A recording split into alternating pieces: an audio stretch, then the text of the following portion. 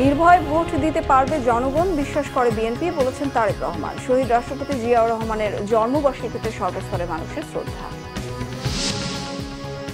প্রধান উপদেষ্টার টাইম ফ্রেমেই হবে নির্বাচন, জানিয়েছেন সিইসি। দিনক্ষণ ঠিক হবে সব দলের মতামতে, বলেছেন প্রেস সচিব। পুতুলের বিশ্ব স্বাস্থ্য সংস্থার পদে থাকার যৌক্তিকতা নিয়ে প্রশ্ন দুদকের, ব্যবস্থা নিতে পররাষ্ট্র মন্ত্রণালয়কে চিঠি। শিগগিরই আয়নাঘর পরিদর্শন করবেন প্রধান উপদেষ্টা, গুম তদন্ত কমিশনের বৈঠকের সিদ্ধান্ত। দাভোস সম্মেলনে অংশ নিতে সুইজারল্যান্ড যাচ্ছেন আজ।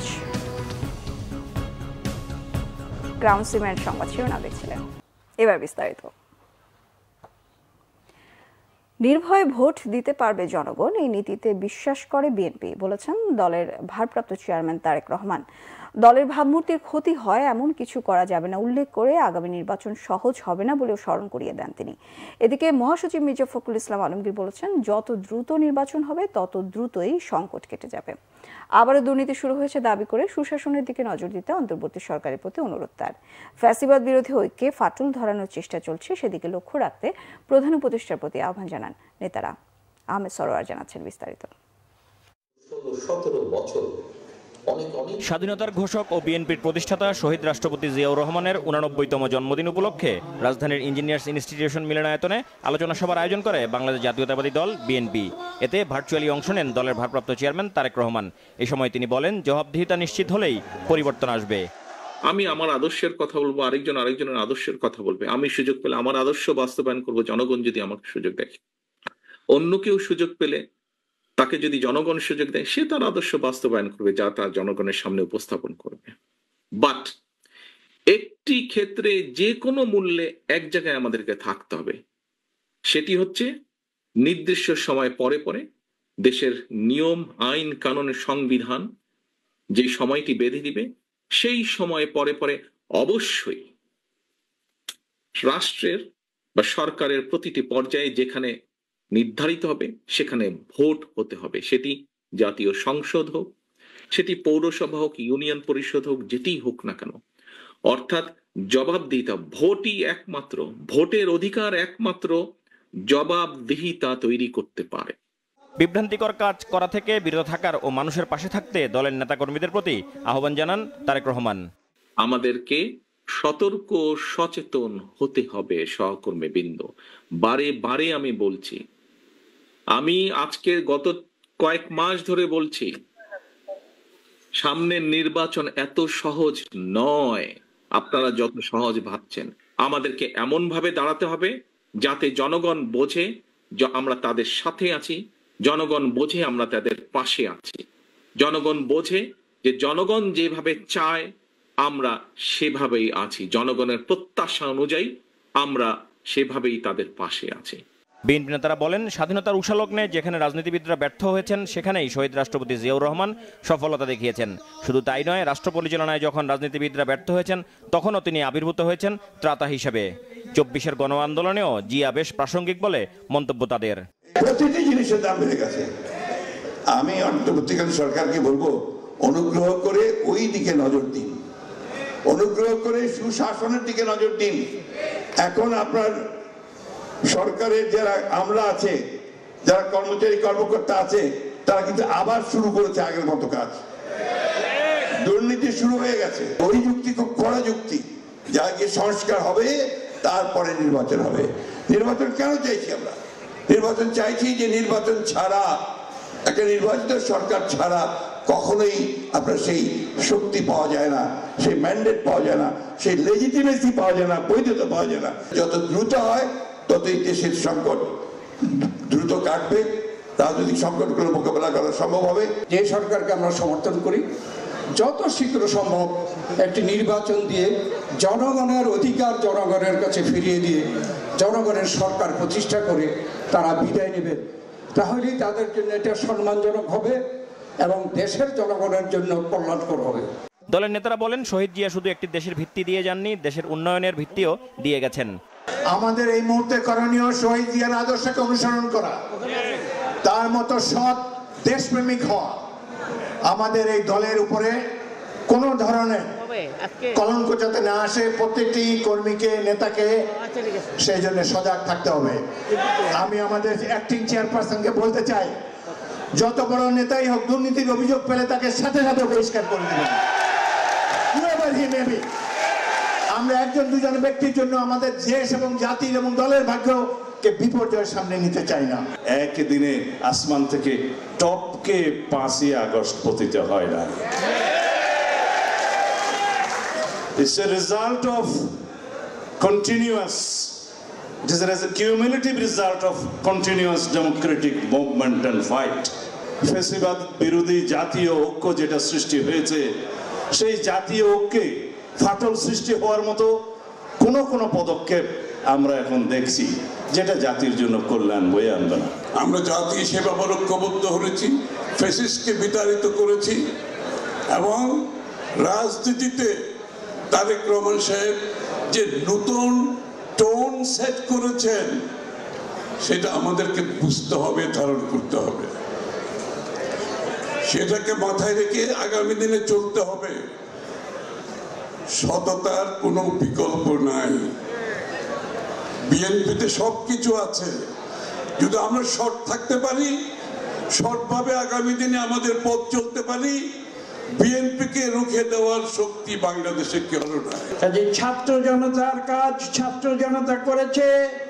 রাজনৈতিক দল হিসাবে দেশের বৃহত্তম রাজনৈতিক দল বিএনপি, তারা বাংলাদেশে গণতন্ত্রে ফিরে আনার ক্ষেত্র প্রস্তুত করে দিয়েছে। জিয়ার আদর্শ ধারণ করতে না পারলে মানুষের মন থেকে ছিটকে যেতে হবে বলেও দলের নেতাকর্মীদের হুঁশিয়ারি দেন বিএনপি নেতারা। যখন স্বৈরাচার এরশাদ আহমেদ সরওয়ার, বাংলা ভিশন, ঢাকা। এর আগে বিএনপি মহাসচিব মির্জা ফখরুল ইসলাম আলমগীর বলেছেন, সংস্কার ও নির্বাচনের মধ্যে কোনো বিরোধ নেই, দুটি একসাথে চলতে পারে। রাজনৈতিক দলগুলোর সাথে আলোচনা করে সংস্কার কমিশনের রিপোর্ট চূড়ান্ত করতে হবে বলে মন্তব্য তার। শহীদ রাষ্ট্রপতি জিয়াউর রহমানের 89তম জন্মদিন উপলক্ষে গতকাল তার মাজারে শ্রদ্ধা নিবেদন শেষে বিএনপি মহাসচিব এসব কথা বলেন। দলের সিনিয়র নেতাদের সাথে নিয়ে শহীদ জিয়ার মাজারে শ্রদ্ধা জানান তিনি। মির্জা ফখরুল ইসলাম আলমগীর বলেন, 4 সংস্কার কমিশন যেসব সুপারিশ দিয়েছে তা বাস্তবায়নে রাজনৈতিক দলগুলোর ঐক্যমত প্রয়োজন। ঐক্যমত ছাড়া এসব সুপারিশ বাস্তবায়ন করা সম্ভব নয়। রাজনৈতিক দল, ছাত্র সংগঠন এবং সরকারের সহযোগিতা ছাড়া সুপারিশ বাস্তবায়ন করা সম্ভব হবে না বলে মন্তব্য করেন বিএনপি মহাসচিব।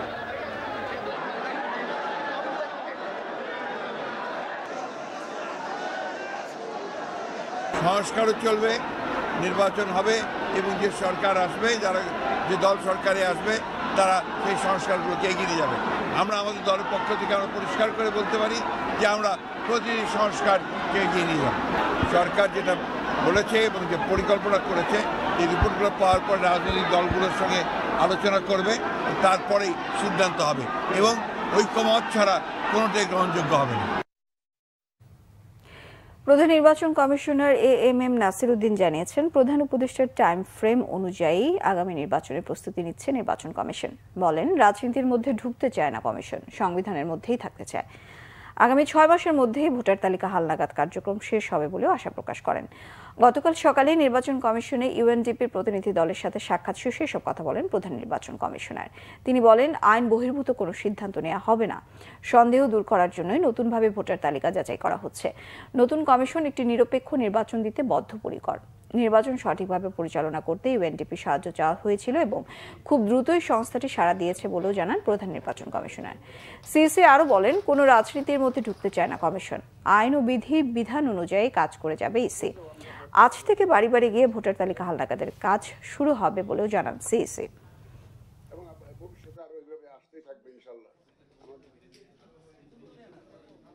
একদম মাননীয় প্রধান উপদেষ্টার ঘোষিত যে টাইম ফ্রেম, ওটাকে মাথায় রেখে আমরা কাজ করছি।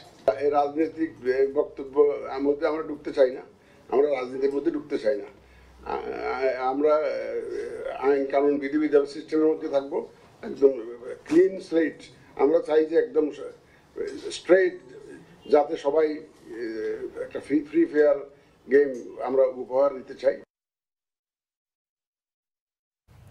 এদিকে প্রধান উপদেষ্টার প্রেস সচিব শফিকুল আলম জানিয়েছেন, সংস্কার কমিশনের প্রতিবেদনগুলো নিয়ে সব রাজনৈতিক দলের সাথে বৈঠক করেই নির্বাচনের দিনক্ষণ নির্ধারণ করা হবে। রাজনৈতিক দলগুলো কম সংস্কার চাইলে ডিসেম্বরে, আর প্রয়োজনীয় সংস্কার চাইলে 2026 সালের জুনে নির্বাচন হতে পারে বলে জানান তিনি। রবিবার রাজধানী প্রেস ইনস্টিটিউটে বাংলাদেশ কৃষি সাংবাদিক ফোরাম BAJF আয়োজিত কৃষি সাংবাদিকতা প্রশিক্ষণ অনুষ্ঠানে তিনি এসব কথা বলেন। দল হিসেবে আওয়ামী লীগ নিষিদ্ধের প্রশ্নে প্রেস সচিব জানান, গণহত্যা করেও এখনো পর্যন্ত তাদের অনুশোচনা বোধ নেই।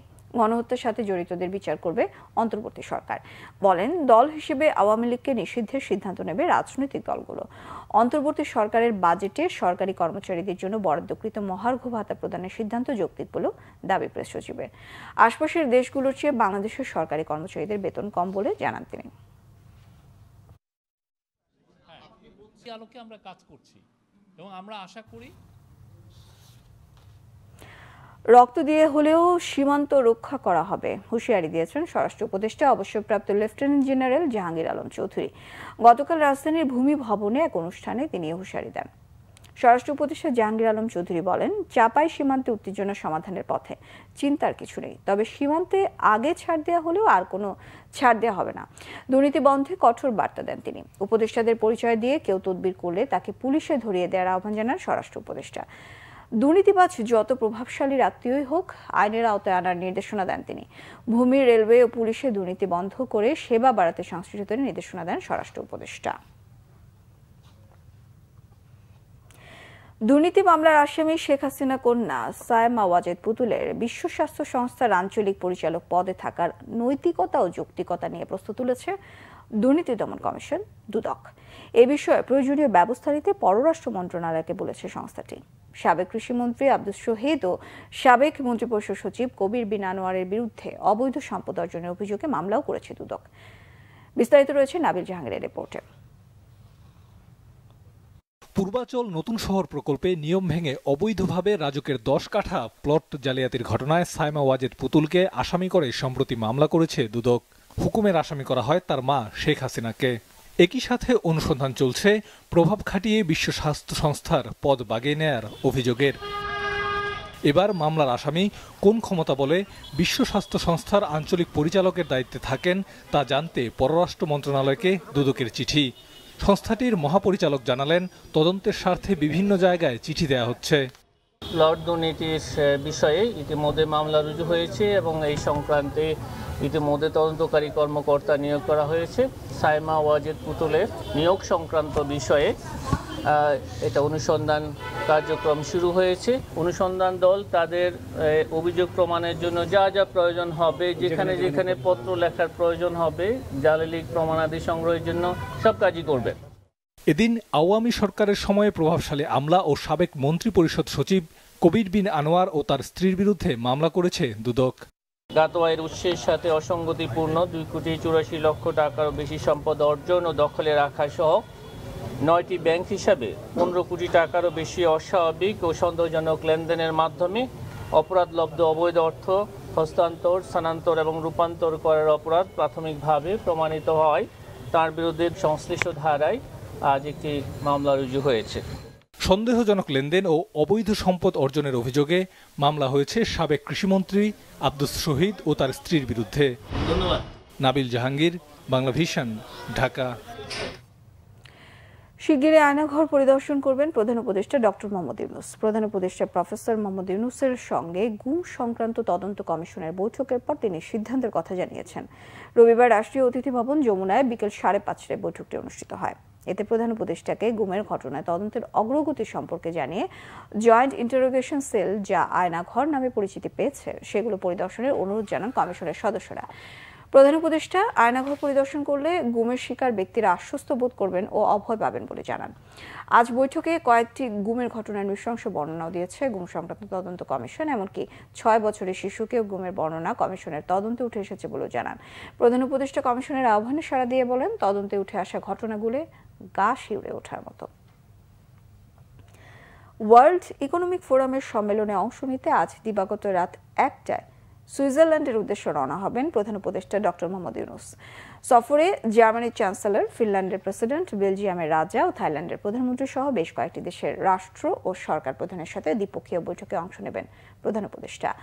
গতকাল সন্ধ্যায় ফরেন সার্ভিস একাডেমিতে ব্রিফিংয়ে প্রধান উপদেষ্টার উপপ্রেস সচিব আজাদ মজুমদার জানান, এবারই প্রথম ওয়ার্ল্ড ইকোনমিক ফোরামের আয়োজনে আলাদাভাবে বাংলাদেশ বিষয়ক ডায়ালগ হবে। এটি বিদেশি বিনিয়োগ বাড়াতে সহায়ক হবে বলে আশা করছে সরকার। সম্মেলনে বিভিন্ন দেশের বিনিয়োগকারীদের বাংলাদেশে বিনিয়োগের আহ্বান জানাবেন প্রধান উপদেষ্টা। এছাড়াও WTO, মেটা, অ্যামনেস্টি ইন্টারন্যাশনাল সহ কয়েকটি সংস্থার সাথেও বৈঠক করবেন তিনি।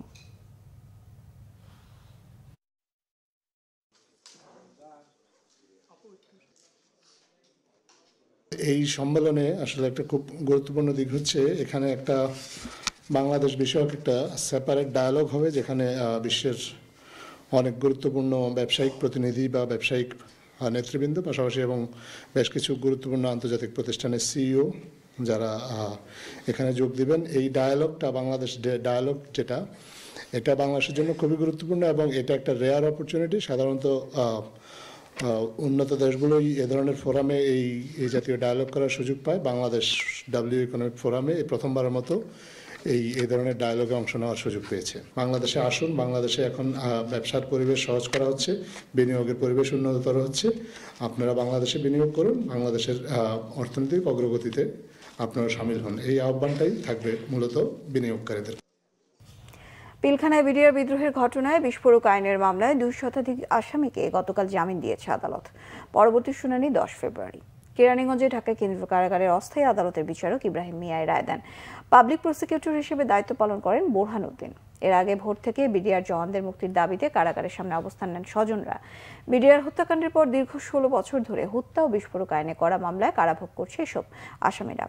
হত্যা মামলায় খালাস পেয়েও বিস্ফোরক মামলা সাক্ষ্য গ্রহণ পর্যায়ে থাকায় বন্দী আছে অভিযুক্ত বিডিআর সদস্যরা।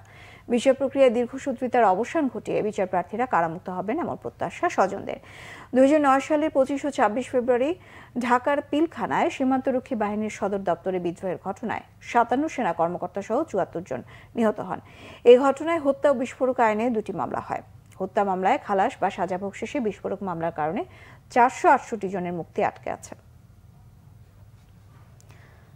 দগ্ধ হয়ে হাসপাতালে চিকিৎসাধীন অবস্থায় মারা গেছেন জাতীয় কবি কাজী নজরুল ইসলামের দৌহিত্র বাবুল কাজী। জাতীয় বার্ন অ্যান্ড প্লাস্টিক সার্জারি ইনস্টিটিউটে চিকিৎসাধীন অবস্থায় তিনি মারা যান। জাতীয় বার্ন ইনস্টিটিউটের আবাসিক চিকিৎসক শাওন বিন রহমান জানান, বাবুল কাজীর শরীরের 74% দগ্ধ হয়েছিল। গতকাল বিকেল 5:30টার দিকে তিনি মারা যান। গত শনিবার ভোর 5টার দিকে রাজধানীর বনানীর বাসায় গ্যাস লাইটার বিস্ফোরণে গুরুতরভাবে দগ্ধ হন বাবুল কাজী। আশঙ্কাজনক অবস্থায় তাকে হাসপাতালে ভর্তি করা হয়। তার চিকিৎসায় শনিবার চিকিৎসক মারুফুল ইসলামকে প্রধান করে 19 সদস্যের একটি মেডিকেল টিম গঠন করা হয়। অবস্থার অবনতি হলে গতকাল রাতে লাইফ সাপোর্টে নেওয়া হয় বাবুল কাজীকে। স্বজনরা জানান, আজ বাদ জোহর গুলশানের সোসাইটি মসজিদে তার নামাজে জানাজা হবে। এরপর বনানী কবরস্থানে মায়ের কবরে দাফন করা হবে বাবুল কাজীকে।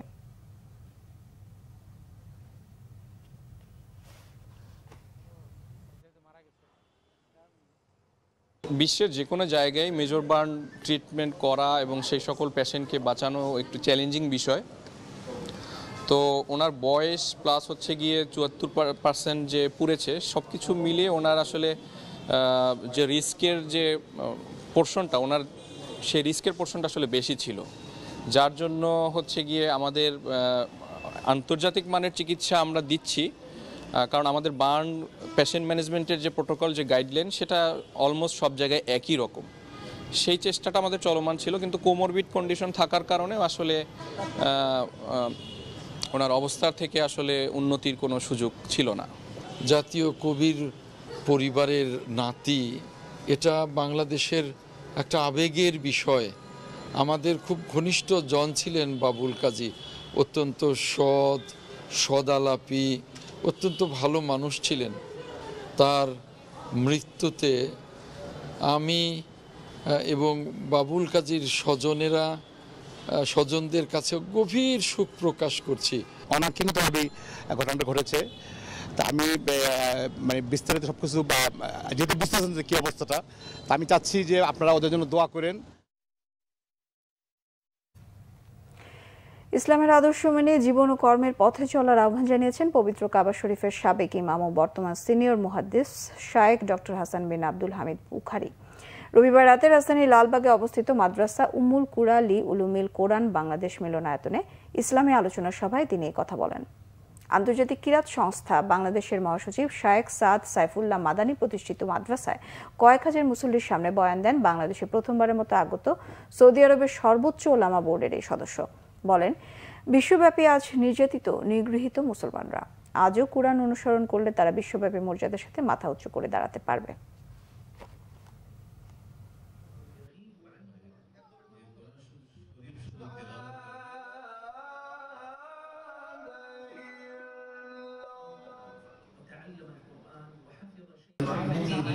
في ذلك فليفرحوا والمقصود القرآن فضل الله الإسلام ورحمته القرآن كما قال ذلك عدد من الصحابة رضي الله عنهم। নানা অজুহাতে 2 বছর ধরে বাড়ির নকশা অনুমোদন দিচ্ছে না বরিশাল সিটি কর্পোরেশন। নগরবাসীর অভিযোগ, সুবিধামতো দুটি নীতিমালার দোহাই দিয়ে অনুমোদন আটকে দেয় বিসিসি।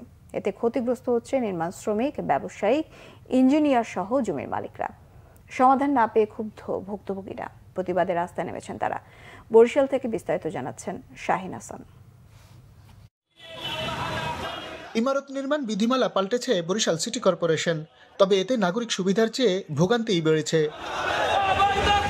বরিশাল সিটি কর্পোরেশনে 2 বছরে জমা পড়েছে প্রায় 1200 বাড়ির প্ল্যান। নগরবাসীর অভিযোগ, বাড়ি নির্মাণে রাস্তার ক্ষেত্রে বিসিসি অনুসরণ করে 1996 এর বিধিমালা, তবে প্ল্যান পাশের ফি সহ অন্যান্য বিষয়ে অনুসরণ করে 2020 এর নীতিমালা। এতে বিলম্বিত হয় অনুমোদন। 3 বছরে বিল্ডিং করা শুরু করতে পারলো না, কিন্তু তাদের হোল্ডিং ট্যাক্স ওই শুরু হইতে দেওয়া লাগতেছে বসাইয়া। পানির বিল তারা নিতেছে, অথচ বিল্ডিং এখনো হয় নাই।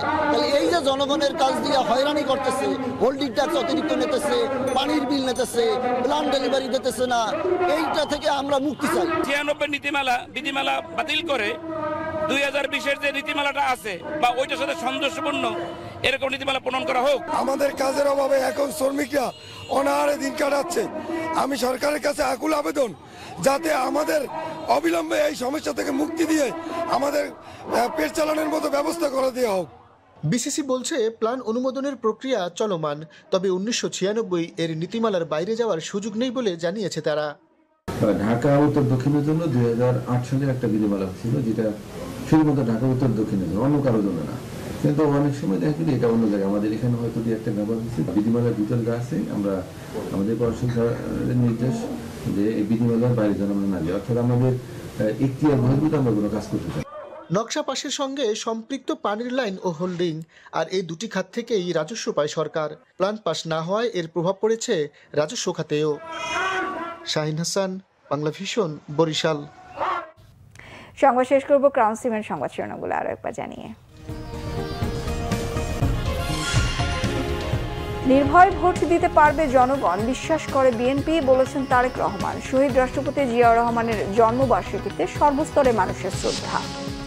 প্রধান উপদেষ্টার টাইম ফ্রেমেই হবে নির্বাচন, জানিয়েছেন সিইসি। দিনক্ষণ ঠিক হবে সব দলের মতামতে, বলেছেন প্রেস সচিব।